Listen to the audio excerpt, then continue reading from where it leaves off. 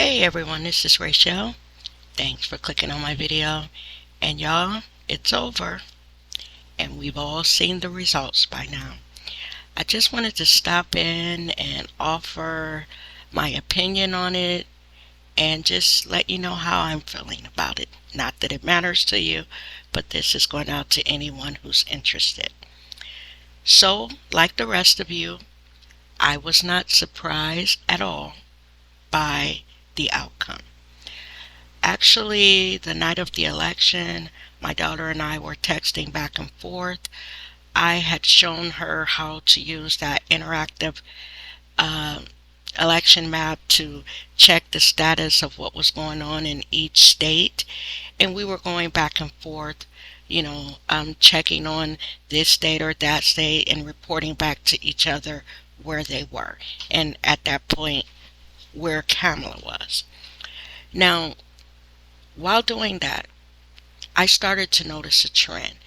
And I believe at that time Trump had 23 and Kamala had 3. And I told my daughter then, I said, Amber, I think he's going to win. And my daughter, she'll be 30 years old, she's still optimistic. And she says, Mom, let's not speak that into existence. Let's wait till it's a little clearer. I hear what you're saying, but, it's really early, So, you know. Now, as the night progressed and things seemed to get worse, she had to go to work. I work from home, so, you know, we both got off and went on our way. As I sat there about another 45 minutes, I said, you know what? I see where this is going. I'm going to go to bed. I'm not going to sit up 1, 2 o'clock in the morning, waiting for them to say he won because I knew where it was going. Y'all, the next morning when I got up, I still wasn't ready to face what I knew happened. I hadn't checked my phone, turned on the TV or anything. What I told myself is, get yourself ready for the day. I did that, and then I still wasn't ready to face it. So, y'all, I went through my house vacuuming and everything, dusting all stuff. And then finally, when I had run out of errands, little things to put around the house to do, I said, okay, you know what? You can't hold it off. You're going to find out. Turned on the television. Bam. There it was. To say I was surprised, no, I was not. Because, we saw how it was going that night. But then, y'all, when the exit polls started to pour out, and they were showing the breakdown, basically what I'm showing you on the screen. And I started to look at where the numbers fell. The first thing that hit me is how black women showed up and showed out. We were given an assignment and we delivered. Black women voted for Kamala at 92%. We did our job, okay? Black men who they all said were not, supportive, they weren't, feeling Kamala and all of that. Black men showed up. They voted 78% for Kamala.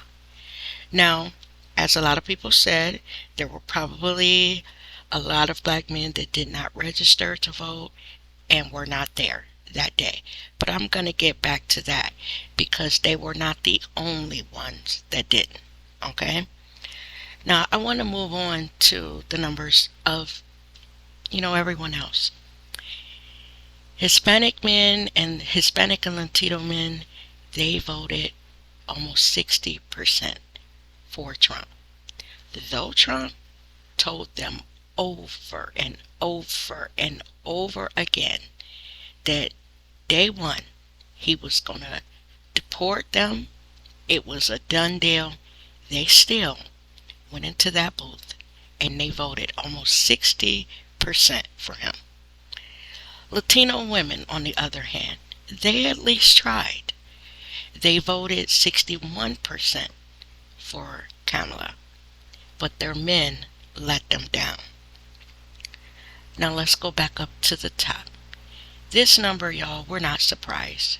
Almost 60% of white men voted for Trump. We knew that was coming, so let's not even stay on that long. Next, we're going to move to white women. And this is where I want to sit for a little bit. Prior to the election,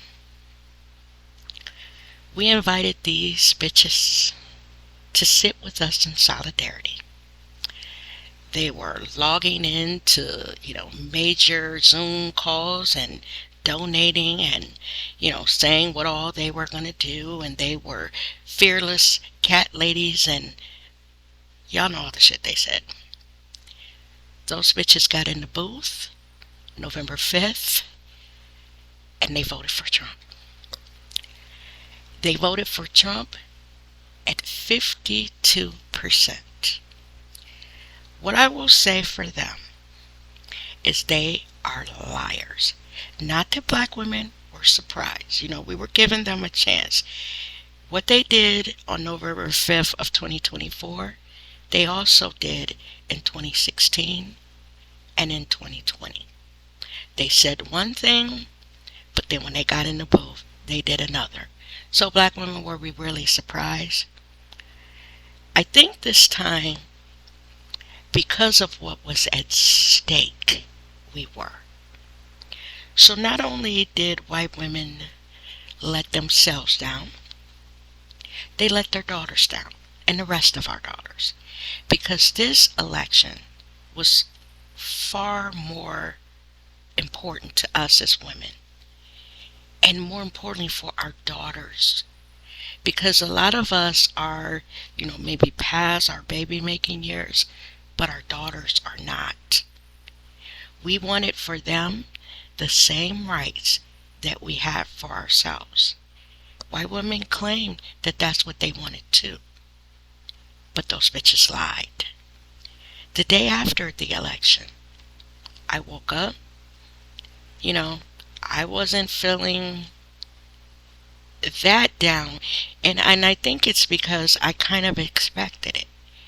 So I went out on social media just to, take the temperature of the room and see where my people were and how they were doing. And y'all, I ran across this TikTok video. And it was about these blue bracelets that these white bitches had decided to wear to show solidarity to us as black women. The idea behind these blue bracelets is they want to tag themselves with that bracelet, showing that they are not one of the bad ones that voted for Trump, that they are one of the good ones. With this blue bracelet, black woman, I stand with you, and I did go into the booth and vote for Kamala. Bullshit.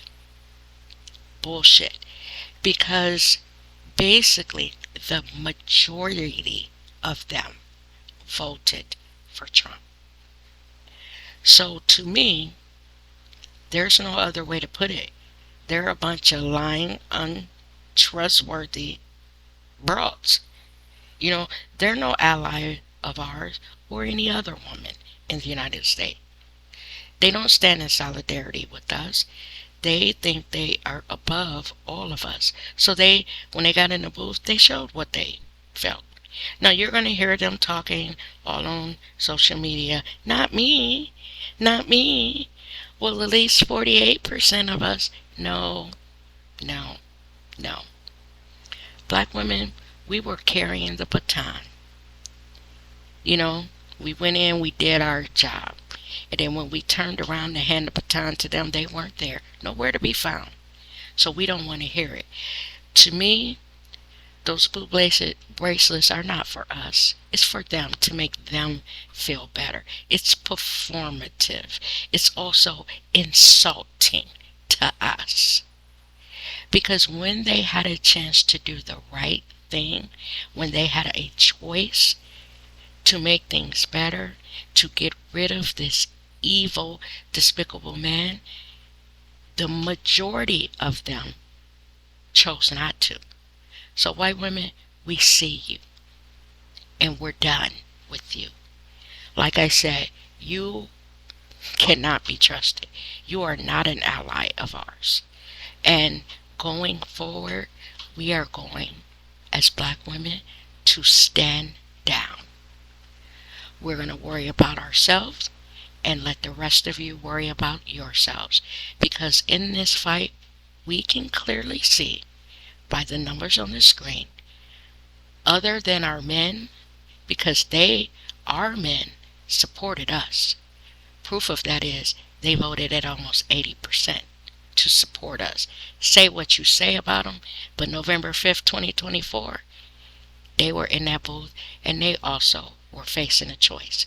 And they chose. They stood there and they thought about it. And they chose to support us. So, to me, when those white women were sitting at the table that we invited them to with us, they played in our faces. Because again, when they got in that voting booth, they chose Trump. So, now that that's all out the way, all the numbers and everything, I just want to tell y'all what I feel. You know, as black women, we are strong. That strength is in our DNA. You know, moments like this really make you understand the strength that we have in our DNA, because on November 6th, I wasn't upset. You know what I did? I allowed myself to get centered. I found this peace in me. And when I was finding that peace, guess what happened, y'all? I heard distant drums from Africa. And those drums were saying to me from the ancestors, dig deep. Dig deep and find that we put into you. You are strong and you will survive this. That's what those drums told me. Those drums made me think about the Middle Passage of our people coming over or being brought over. We survived. It made me think about the days they spent, the hundreds of years they spent on plantations. They survived. It made me think of Jim Crow and the Civil Rights era, where they were being lynched, chased through the night, homes burned to the ground, night riders. Our people survived.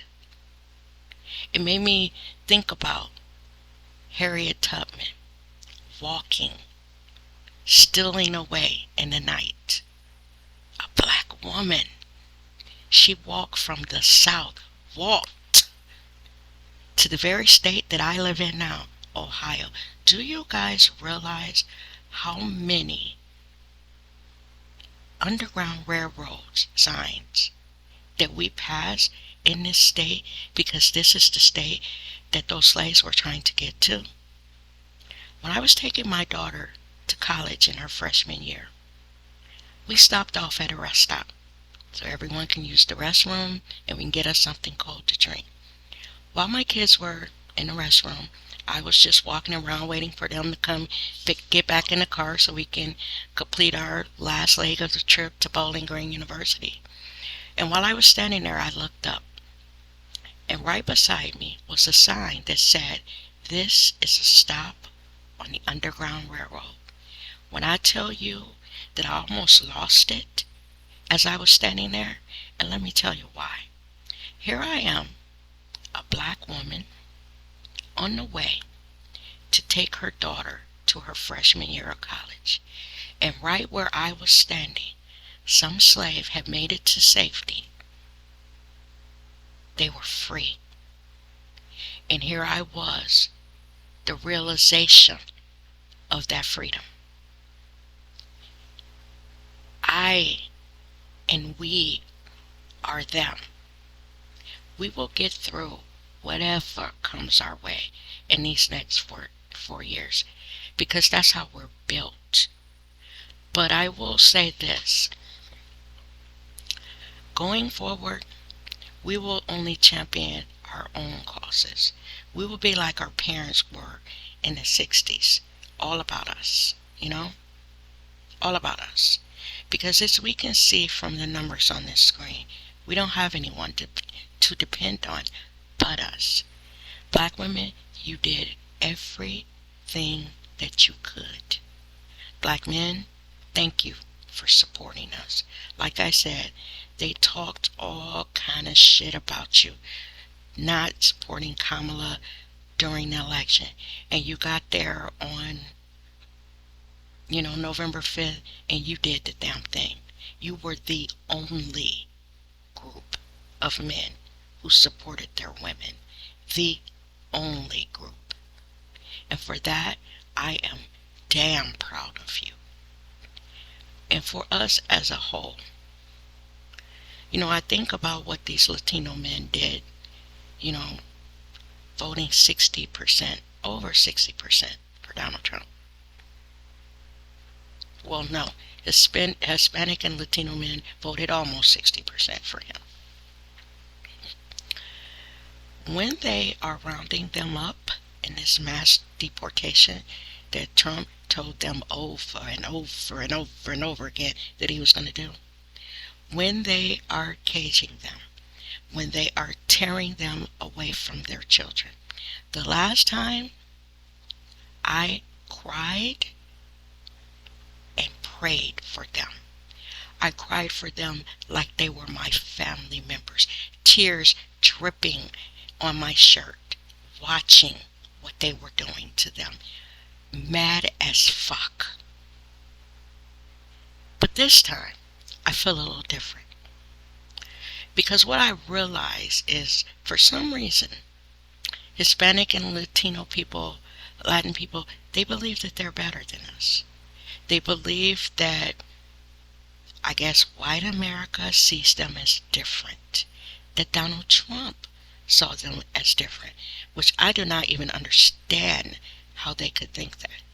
I don't know which one of us Trump hates worse, them or black people.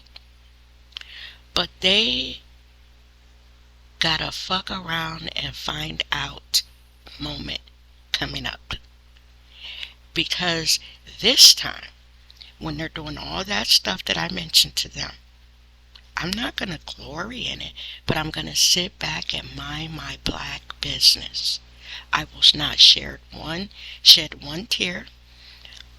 I might pray for them, though, because I, am a Christian, and, I might pray for them. But all that crying that I did last night, I'm not doing that, because they voted against their own best interest. This is what they wanted. They voted for this. They voted for them. So why should we care if they did? Marching for anyone else? No. Signing any petitions? Don't ask us. White women, you're on your own. You don't need us anyway. You have the power. You showed that by your vote. So don't ask to sit at the table with us. Actually, don't even speak to us. We're done. Like I said, there are going to be some white women, them blue bracelet wearing bitches, they're going to say, not me, not me, not me, that was her, but not me. I'm a safe space for you. Bitch, no, you're not. No, you're not.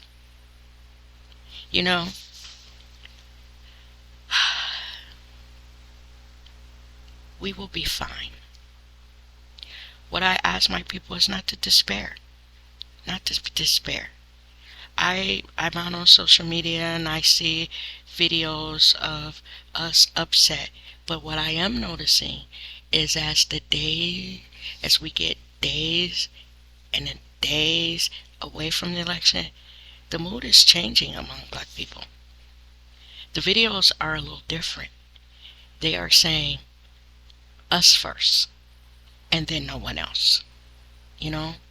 We champion the cause of any other group of minority who is being dumped on, because we know what it feels like and we don't wish that on anyone.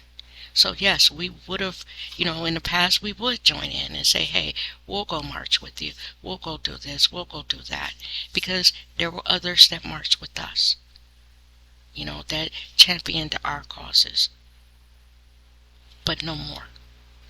Because we see that when we are in the battle, and this is for black women, when we were in the battle and we were headed into that voting booth, we did our black job, we voted for Kamala, and then we went to hand the baton to white women. They were nowhere to be found. Nowhere. And then I guess they think we're stupid and that we weren't going to wake up on November 6th and see these numbers. So, family, I'm going to say it again. Don't despair. Because what's built into you, it is not something that you can explain, that you can put on paper. It's in our DNA. Think about what Harriet Tubman did. That little woman walked from a southern state during slavery by herself. She made it to Ohio, and I believe on to Canada, went back and forth, and wasn't caught. That's who we come from. That's who we are. Keep that in mind. And I saw a video of a young man today, and I'm going to leave it with this. I'm going to use what he said. He said today is Friday. The election was Tuesday, so we're going to allow ourselves this week to mourn. We got all the way to Sunday, So Friday, if you need to get your drinky drink on or your smoky smoke on, do it. Saturday, if you need to get up and, order pizza and all kind of shit and eat ice cream and just, play some sad music, do it. Sunday, go to church, do whatever you do after church, do it. But come Monday, let it go. Let it go. Let's sit back and watch the shenanigans go down. Like I said, when they start deporting these Hispanic and Latinos, I'm going to mind my black business. Y'all, I'm going to tell you something else I saw that tripped me out. Our people could be funny. So I was on one of these, under one of these videos, and there was a lot of infighting in the comment sections, and Hispanic and Latino people were in there talking shit. And the video that I was watching was a guy that was probably in his 30s, black guy. Around my son's age, probably. Between my son and my daughter's age. My son is 37, my daughter's 30. So I'm sitting there watching all this go down. So somebody says, you know what? Keep on talking shit, Jose. So I was like, what is going on? I'm reading the comments. I'm like, what? They was like, bitch, I will call ICE on you. I was like, the guy said, hey, I know you got 15 people living in your house and probably half of them are undocumented. He was like, at this point, do you really want to fuck with me? Y'all, they didn't make it no better. Now, this was down in the comments, Why did the person who was, actually doing the video kind of get wind of what was going on down in their comments? Bitch, why did they put the information for ICE up on the screen? I almost passed out laughing. I said, our people are funny. And this is what the guy that was running the video said. He said, look, he said, these Latino and Hispanic people be talking shit to us. They look down on us. But at this point, we got the power. We, thanks to slavery, are American citizens for generations. Back all the way from the 1800s. Hell, we've been in this country. Hell, we were in this country before Donald Trump's people got here. He only third generation American. You know, his grandfather came here after he was thrown out of Germany. Because y'all know Donald Trump is German, of German descent. His fucking grandfather was thrown out the country. He was deported and told never to come back because he refused to serve in their military. But that's a whole nother story. But this young black guy put all of the information for ICE to turn them in. And they said, these young people that were, in this video, the young people in the comments looked up and saw what the guy, it was his video, the content creator had put on the screen, and they said, hey, don't argue with him. Don't argue with him. Because after January 20th, we know that, they gonna be rounded up. We gonna start turn them in. Now, y'all, I'm gonna be honest. I don't agree with that. I don't think that I would pick up the phone and call ICE on them, for no reason. Now, if one of them fuck with me, I do agree with the young boy. There is a way to remedy this. So, y'all, it's about to get interesting. But I just found that hilarious. I just sat back and read the comments and was listening to the content creator laughing and just thinking to myself, my people are so funny. We can find a way to laugh our way and joke our way out of a situation, because I don't even know how that young man was able to locate the information for ICE, because what he posted on the screen was about a paragraph. It was an address, phone number, email. I was like, oh my God. And he kept pausing it to make sure that you were able to get the information, to write it down in case you need it in the future. I said, Lord, these young people ain't right. They ain't playing with your ass. But he said, Jose and Maria, keep on fucking with us. He was like, we will fucking call ICE on y'all. Like I said, y'all, that ain't right. I'm not gonna call ICE on them, because it's gonna be bad when they come and get them. It's not like they're gonna knock on the door and say, yoo-hoo, ICE at the door, let us in. They're gonna come there dragging Jesus and Maria and all them kids out, and grandparents and everybody, and it's gonna be bad. So I don't agree with that, but I did find humor in it, y'all. So this is the end of the video. What I would like you to do is tell me where you're at in your feelings, what you think. Also, I do want to say again, don't stress over this, y'all. Don't stress over it. And I got one more thing to say. I had told my daughter, we were laughing about it, because we're at the point now where, we're just laughing about it. I said, hell, back in the day, Grandma and Grandpa, they stocked up the pantry with canned goods and beans and 50-pound bags of flour and cornmeal, or meal as my grandmother used to call it. Grandpa was fishing and putting shit in the freezer. I said, girl, I'm gonna give me a whole bunch of beans, canned goods.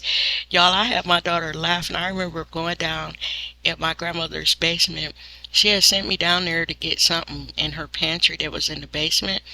And I remember I was looking for whatever it was that she sent me down there, and I saw some canned goods, and they were like rusted. So, at the time, I think I probably was, I don't know how old I was. I think I was under 13. So when I came back upstairs, I called my grandmother, Mama. I said, Mama, I think you should throw away those cans. They rusted. For a can to rust, it had to be under like 20, 30 years.